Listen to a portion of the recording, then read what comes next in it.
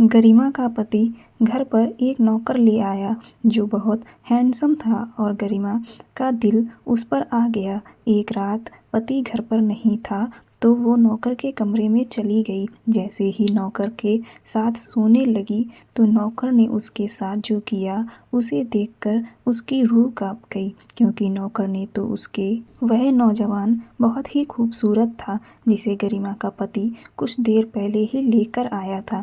जैसे ही गरिमा के पति ने डोरबेल बजाई, उसने दरवाज़ा खोला तो अपने पति के साथ खड़े उस नौजवान को देखकर तो उसकी अपनी आंखें झपकना ही भूल गई थीं। वह नौजवान बहुत हैंडसम था, खूबसूरती से भरपूर। वो तो यह तक भूल गई कि उसके बराबर में उसका पति भी खड़ा है। उसके पति ने उसे बाजू से हिलाया तो वो चौंक गई। वह कहने लगा, क्या हुआ? पीछे हटो, राजू को अंदर आने दो। वह नौजवान 22-23 साल का था। गरिमा पीछे हट गई। उसका पति उसे अंदर ले आया। वो हैरान थी कि उसका पति इसे क्यों अपने साथ लेकर आया है। गरिमा को बिना दुपट्टे के देखकर बड़ी तीखी नज़रों से गरिमा के पति ने उसे देखा। वो घर पर अकेली रहती थी और उसके घर पर पति के अलावा कोई नहीं था, इसीलिए वो दुपट्टा नहीं ओढ़ती थी। लेकिन जब उसकी नज़रों ने उसे एहसास दिलाया कि आज उसके साथ एक नौजवान लड़का भी है तो गरिमा ने फ़ौरन ही कुर्सी पर रखा दुपट्टा ओढ़ लिया। उस नौजवान ने एक नज़र भी उठाकर गरिमा की तरफ नहीं देखा था। जब से आया था नज़रें झुकाए खड़ा था। गरिमा ने अपने पति से पूछा कि यह कौन है तो वह कहने लगा, यह बेसहारा नौजवान है, लेकिन यह है शरीफ, इसीलिए मैंने इसे घर में नौकरी के लिए रख लिया है। यह घर के छोटे मोटे काम तुम्हारे साथ करवा दिया करेगा। हालांकि यह बात सुनकर गरिमा को बुरा लगना चाहिए था कि एक नौजवान को उसका पति घर ले आया था, वह भी घर के कामकाज करवाने के लिए, लेकिन उसे बुरा नहीं लग रहा था। अंदर ही अंदर ना जाने क्यों वो अपने पति के फैसले से बड़ी खुश थी। उसने कहा, यह तो आपने बहुत अच्छा किया, क्योंकि मुझे घर के काम करने में बहुत मुश्किल आ रही थी और फिर जब बाजार से सामान लाना होता तो मैं बहुत थक जाती हूँ। वो कहने लगा, हाँ, इसीलिए तो रखा है ताकि तुम्हें बाहर ना जाना पड़े, तो तुम बाहर के सारे काम इससे करवा सकती हो और घर के भी छोटे मोटे काम यह कर दिया करेगा। हमारा घर बहुत बड़ा तो नहीं था कि नौकरों के लिए कोई अलग से कमरा दिया जाता, इसीलिए गरिमा के पति ने घर का स्टोर रूम उस लड़के के लिए खाली कर दिया। उसके पति ने वहीं पर एक चारपाई रख दी और एक पंखा भी लगा दिया। फिर उसके पति ने एक प्लेट में खाना लगाया और उस लड़के को स्टोर रूम में दे दिया। उससे कहने लगे कि जब कोई काम ना हो तो इसे घर में ज़्यादा घूमने फिरने मत देना, इससे कहना कि स्टोर रूम में ही रहा करे। गरिमा ने कहा, ठीक है। ना जाने क्यों गरिमा के अंदर एक अजीब सी बेचैनी जन्म लेने लगी थी। उसे पूरी रात सुकून से नींद नहीं आई। आंखें बंद करती तो उस नौजवान का चेहरा उसकी आंखों के सामने आने लगता, ना जाने क्यों, लेकिन उसका दिल यह चाह रहा था कि जल्दी से सुबह हो जाए और उसका पति अपने काम पर चला जाए। गरिमा इस नौकर को जी भर के देख सके, जिसकी एक झलक ने ही उसे दीवाना बना दिया था। इतना नूर तो उसने आज तक किसी लड़के के चेहरे पर नहीं देखा था जितना इस नौजवान के चेहरे पर था। बस उसे हैरत इस बात की थी कि वो लड़का कैसा अजीब सख्त इंसान है जिसने एक बार भी उसकी तरफ आंख उठाकर नहीं देखा। अगले दिन सुबह वो जल्दी ही उठ गई थी और किचन में जाकर नाश्ता बना रही थी। जब उसके पति ने स्टोर रूम के दरवाजे पर दस्तक दी, वह नौजवान बाहर आ गया। उसके पति ने कहा कि घर का सामान ले आओ और अपनी मालकिन के साथ ज़रूरी काम करवा लो, फिर मैं तुम्हें दुकान ले जाऊंगा। जब गरिमा ने यह सुना तो वो परेशान हो गई। उसका पति उसे दुकान क्यों लेकर जा रहा था? वह तो उसे घर के लिए लाया था। गरिमा ने नाश्ता बनाया और गैस बंद करके बाहर आ गई। उसने कहा कहा कि आप इसे कहाँ ले कर जा रहे हो? इसे तो आपने घर के काम काज के लिए रखा है ना। उसकी बात सुनकर उसका पति पहले तो उसे घूर घूर कर देखने लगा, फिर कहने लगा कि पूरा दिन यहाँ पर क्या करेगा? अभी 1 घंटा है, तुम्हें जो काम करवाना है तुम करवा लो। मैं उसे अपने साथ दुकान ले जाऊंगा और फिर रात को यह मेरे साथ वापस आ जाएगा और रात को भी तुम्हारे साथ जो काम होगा करवा दिया करेगा। यह सुनकर गरिमा उदास हो गई थी। उस दिन का नाश्ता उसने बड़े ही बेमन से खाया। वह नौजवान किचन में आ गया, कहने लगा, दीदी कोई काम है तो बता दीजिए। गरिमा ने पलट के उसकी तरफ देखा।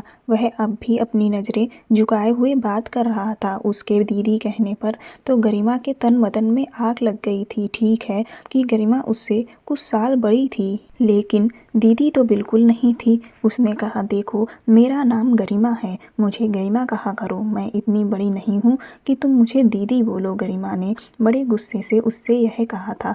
फिर उसने गुस्से में बर्तन सिंक में रखे और उससे कहा कि बर्तन धोकर और किचन साफ करके जाना। यह कहकर वो बाहर आ गई। गरिमा का पति तैयार हो रहा था। तैयार होकर जब तक वह नाश्ता करके निपटा तो वह नौजवान भी किचन की साफ सफाई कर चुका था। बाजार से सामान भी ले आया था। कुछ ही देर में गरिमा का पति उसे अपने साथ दुकान पर ले गया।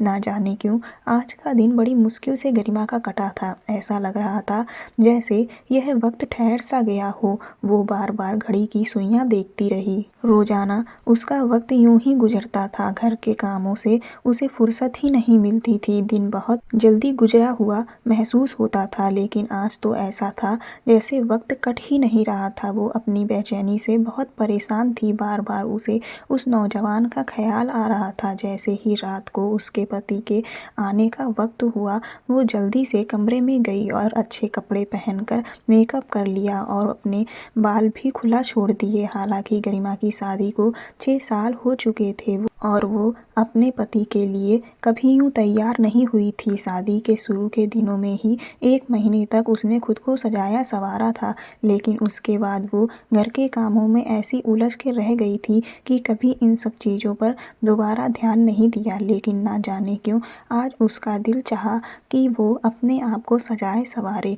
उसकी गिनती खूबसूरत औरतों में होती थी। उसकी उम्र 28 साल के लगभग थी, लेकिन वो बेहद खूबसूरत थी। देखने वाले उसे शादीशुदा भी नहीं समझते थे। जब वो अपने पति के साथ कहीं जाती तो सभी उसे हैरत भरी नज़रों से देखते थे, क्योंकि उसका पति देखने में जरा भी खूबसूरत नहीं था। उसका पेट निकला हुआ था, कद भी छोटा था और नैन नक्श भी कुछ खास नहीं थे। जबकि गरिमा एक हसीन औरत थी, इसीलिए अपने नौकर के हुस्न को देखकर उसकी दबी ख्वाहिशें उसके अंदर अंगड़ाइयाँ लेने लगी थीं। जैसे ही रात को उसका पति घर पर दाखिल हुआ, उसे देखकर वह हैरान हुआ, लेकिन उसकी नज़रें तो नौकर पर ही टिकी हुई थी। पूरा दिन गरिमा ने कैसे काटा था ये वो ही जानती थी, लेकिन वह बड़ा ही अजीब सख्त इंसान था।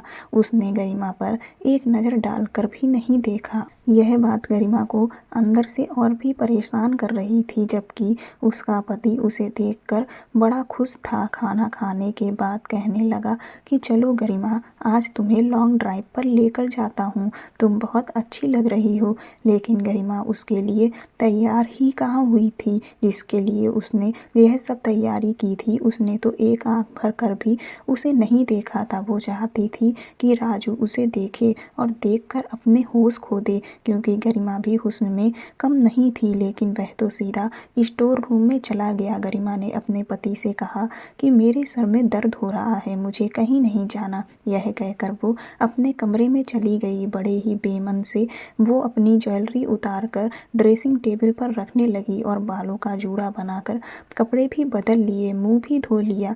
अब वो सोचने लगी कि किस तरह इस नौजवान को अपने पास खींचूं। उसके दिमाग में बस एक ही तरह तरकीब आई थी। अपने पति के उठने से पहले वो छत पर बने कमरे में गई जहाँ ऊपर रखा हुआ सामान वो सीढ़ी से उतारने लगी। उससे उतरते वक्त जानबूझकर अपना पाँव मोड़ लिया और धड़ाम से नीचे गिर गई। गरिमा के पैरों में अच्छी खासी मोच आ गई थी और घुटना अलग सूज गया था। वो रोने लगी, चिल्लाने लगी। उसका पति और वह नौजवान दोनों ही अपने कमरे से निकलकर बाहर आ गए। गरिमा के पति ने जब छत के कमरे में देखा तो कहने लगा, क्या हुआ गरिमा? गरिमा ने कहा कि मेरा पाँव टूट गया है। जब वह उसे खड़ा करने लगा तो उसकी तो चीखें निकलने लगीं। वो सच में पैर की हड्डी तुड़वा चुकी थी। उसका पति उसे सहारा देते हुए गाड़ी में बिठाकर अस्पताल ले गया। डॉक्टर ने बताया कि उसके पाँव की हड्डी टूट चुकी है। उसे प्लास्टर बांध दिया गया और वो बेड पर आकर लेट गई। गरिमा का पति बेहद परेशान था। कहने लगा कि अब मैं काम पर कैसे जाऊं? ऐसा करता हूं कि इस लड़के को भेज देता हूं। फिर कहने लगा कि इसे तो अभी दुकान पर गए हुए कितने ही दिन हुए हैं, इसे तो दुकानदारी का पता भी नहीं है। गरिमा ने कहा कि आप अपनी दुकान पर जाओ, इस लड़के को यहाँ छोड़ जाओ। अगर मुझे किसी चीज़ की ज़रूरत होगी तो मैं इसे कह दूंगी। उसका पति भी उसकी बात मान गया।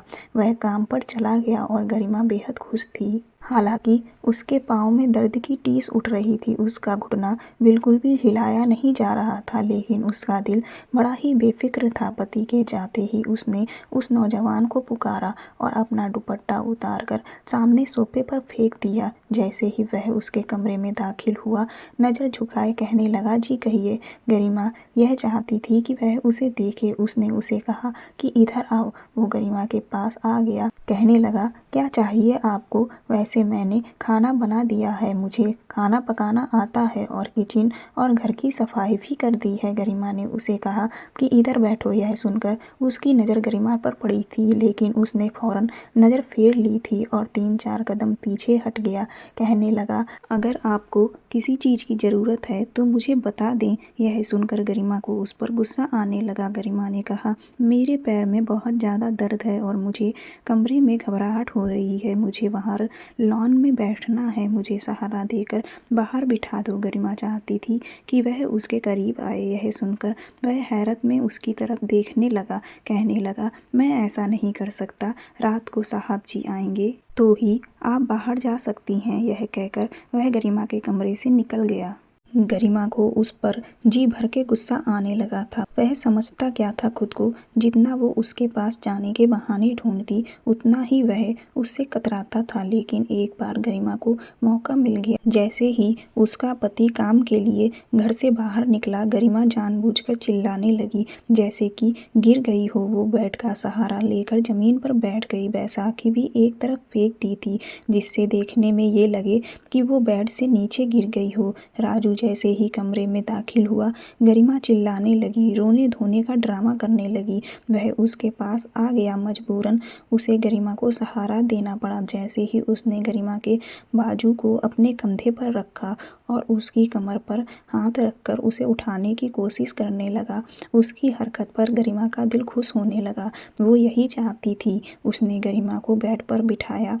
फिर तो गरिमा ने यह सिलसिला ही पकड़ लिया था। वो बार बार उसे पुकारती, वह बेचारा मजबूरन उसे सहारा देता। वो चाहती थी कि उसकी करीबी उसे बेचैन कर दे। फिर एक मर्द के कोई औरत इतने करीब होने से कुछ ना कुछ तो उसके दिल में भी हलचल शुरू होगी। असल में जब इंसान को जो चीज़ मिले जिसकी उसे ख्वाहिश होती है तो वह चीज़ उसे परेशान करने लगती है। गरिमा का भी यही मसला था। गरिमा की शादी को 6 साल बीत गए थे, लेकिन औलाद नहीं हुई थी। उसके पति ने आज तक उसे इस बात का ताना नहीं दिया था। वो बहुत खूबसूरत लड़की थी, इसीलिए जब भी किसी महफिल में जाती थी तो नौजवान खूबसूरत लड़कों को देखकर उसकी नज़रें उन्हीं के आसपास घूमती रहती थीं। वो हसीन और नौजवान को देखकर ठंडी आहें भरती थी। उस वक्त उसे अपने साथ बैठा अपना पति बहुत बुरा लगता था। कभी लगता कि उसने जल्दबाजी में आकर गलत फैसला कर लिया।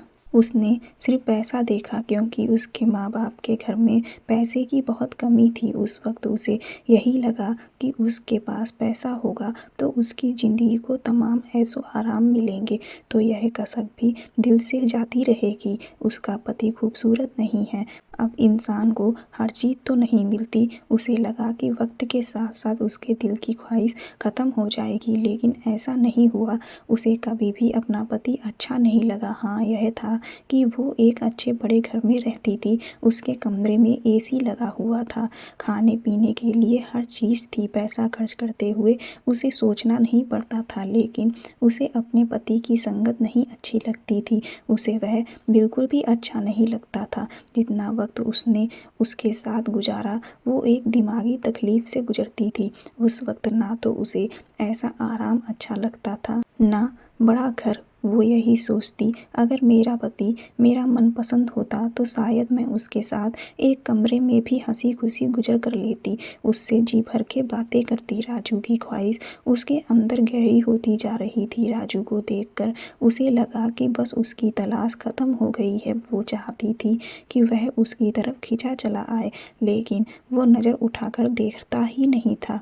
उसकी आंखों में अपना अक्स देखना चाहती थी। जब गरिमा का घाव काफ़ी हद तक ठीक हो चुका था, प्लास्टर भी उतर चुका था, लेकिन वो जानबूझकर चीखने लग जाती थी ताकि वह उसे सहारा दे। उसका पति कहने लगा कि मैं तुम्हें एक स्टैंड ला देता हूँ, उसकी मदद से तुम्हारे लिए चलना फिरना आसान हो जाएगा, और डॉक्टर ने तो कहा है कि तुम अपने पाँव पर वजन रख सकती हो। गरिमा ने गुस्से से अपने पति की तरफ देखा और कहा, डॉक्टर को क्या पता कि मुझे क्या तकलीफ है, उसका क्या है, वो तो जो चाहे कह देगा। लेकिन यह ड्रामा भी वो कब तक कर सकती थी। वो अपने पति से पीछा छुड़वाना चाहती थी। एक बार राजू फ़ोन पर किसी से बात कर रहा था। उसके पास नोकिया का छोटा सा मोबाइल था। वो बात करने में बिजी था।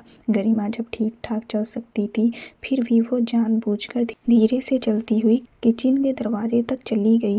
राजू किसी से कह रहा था कि वो बहुत जल्द ही अपनी माँ को तुम्हारे घर भेज देगा। अब तो उसकी नौकरी भी लग गई है। तुम्हारा बाप अभी इनकार नहीं कर सकता। उन्हें बहुत बड़ी रकम भेजी है। मैं शादी करके तुम्हें शहर ले आऊँगा।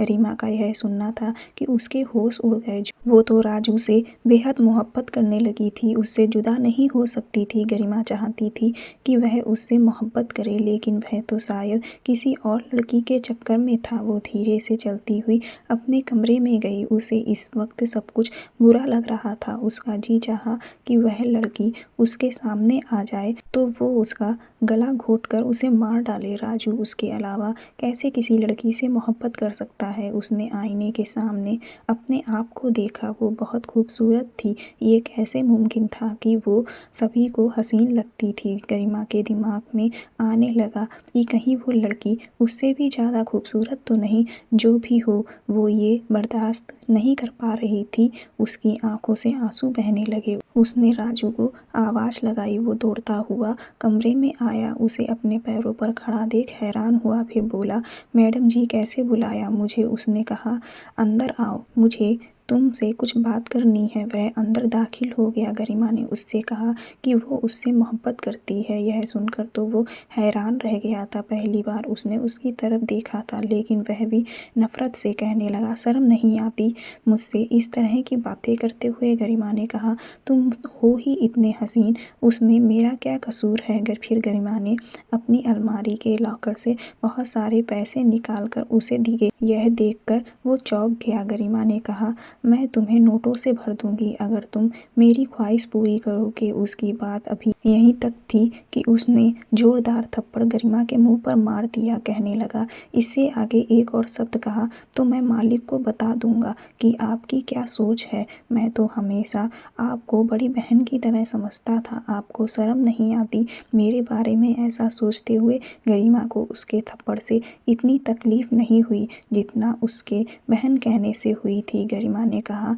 नहीं हूँ मैं तुम्हारी बहन, मैं तुमसे मोहब्बत करती हूँ, तुम्हारी मोहब्बत में दीवानी हो चुकी हूँ। मुझे हर कीमत पर तुम्हें पाना है, और जिस लड़की से तुम शादी की बात कर रहे थे, मैं तुम्हें वह भी नहीं करने दूंगी। और अगर तुमने कोशिश की कि तुम मेरे पति को मेरे बारे में कुछ भी बताओ तो तुम सोच भी नहीं सकते कि मैं तुम्हारे साथ क्या कर सकती हूँ। गरिमा जुनूनी हो चुकी थी। वो दीवानों की तरह चिल्लाकर उससे कह रही थी। यह सुनकर वो फौरन ही कमरे से बाहर निकल गया। अगले दिन वो उसके पति से कहने लगा कि मैं आपकी नौकरी नहीं कर सकता। गरिमा के पति ने कहा, क्यों नहीं कर सकते। क्या तुम भूल रहे हो कि तुमने मेरे साथ 2 साल का कॉन्ट्रैक्ट किया है। उसके पति कहने लगे कि उस दिन तुम रो रहे थे, हाथ जोड़ रहे थे कि मैं तुम्हें नौकरी दे दूं और अभी तुम्हें नौकरी करते हुए 2 महीने नहीं गुजरे।